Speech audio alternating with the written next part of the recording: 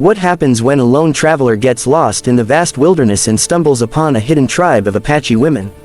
Witness this unbelievable true-inspired story right here on Whisper of the Past. Don't forget to like, subscribe, and share where you're watching from. Let's get started. The year was 1862. The American Southwest was a land of endless desert, towering mesas, and secrets buried deep within its canyons. It was here that Thomas Whitmore, a 28-year-old surveyor from Missouri, found himself riding alone through Apache territory.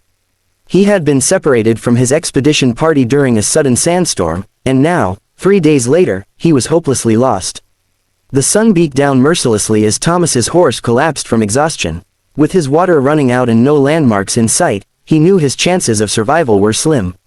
He stumbled forward on foot, his vision blurring, his lips cracked and bleeding. Just as consciousness began to slip away, he saw them. At first, he thought they were mirages. Figures moving through the heat waves, silent as shadows. But as they drew closer, Thomas realized these were no illusions. They were women, Apache women, armed with bows and spears, their faces painted with ceremonial markings. They surrounded him in a perfect circle. Thomas raised his hands in surrender, but his body finally gave out. The last thing he remembered was the feeling of strong hands catching him before he hit the ground, and then everything went black. When Thomas finally opened his eyes, he found himself in a place that defied everything he knew about Apache culture. He was lying on soft blankets inside a dwelling made of adobe and timber. The air was cool and fragrant with burning sage. As his vision cleared, he saw her. She stood at the entrance, backlit by the desert sun, tall and regal. Her name was Nalin, which meant maiden in Apache, but there was nothing maiden-like about her presence.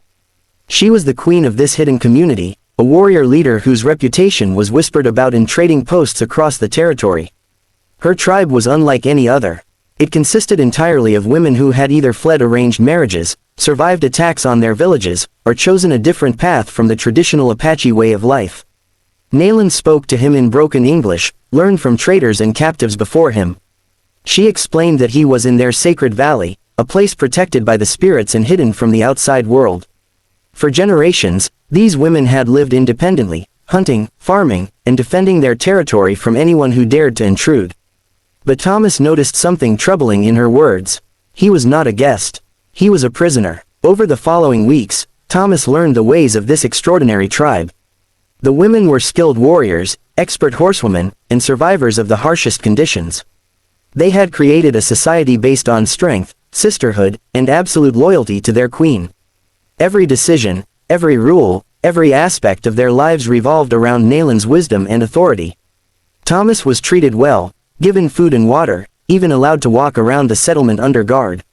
But he could feel the weight of expectation in every glance, every whispered conversation among the women. Something was coming, and he sensed it would determine his fate. Then, on the night of the full moon, Nalin summoned him to the ceremonial fire. The entire tribe had gathered in a circle around the flames. Drums echoed through the canyon walls. Nalin stood before her people, draped in ceremonial robes adorned with turquoise and silver, her presence commanding absolute silence. She looked directly at Thomas, and when she spoke, her voice carried the weight of ancient tradition. She told him that their tribe faced a critical problem.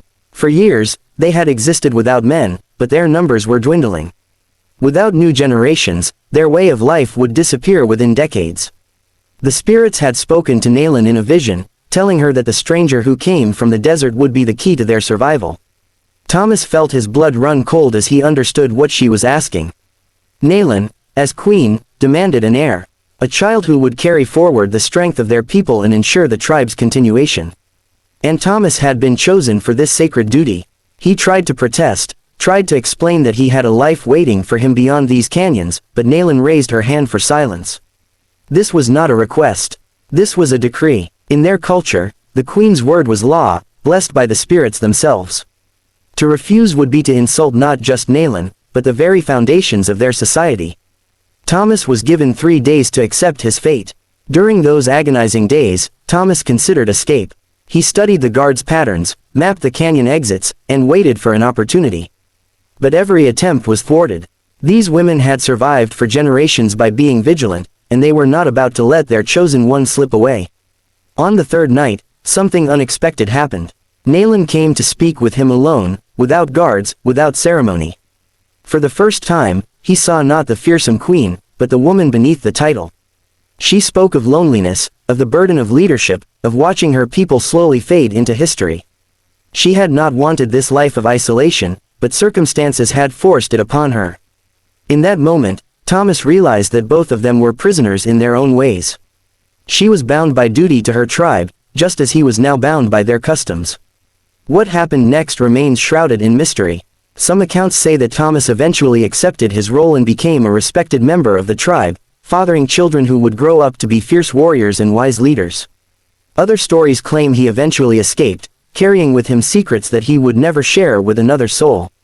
What we do know is that tales of a hidden Apache tribe led by women persisted throughout the 1800s, whispered about in trading posts and around campfires. Explorers who ventured too deep into certain canyons sometimes disappeared, never to be seen again. Was Thomas Whitmore one of them? Did he find a new purpose among these remarkable women, or did he manage to reclaim his freedom? The answer, like so many stories from the frontier, has been lost to time.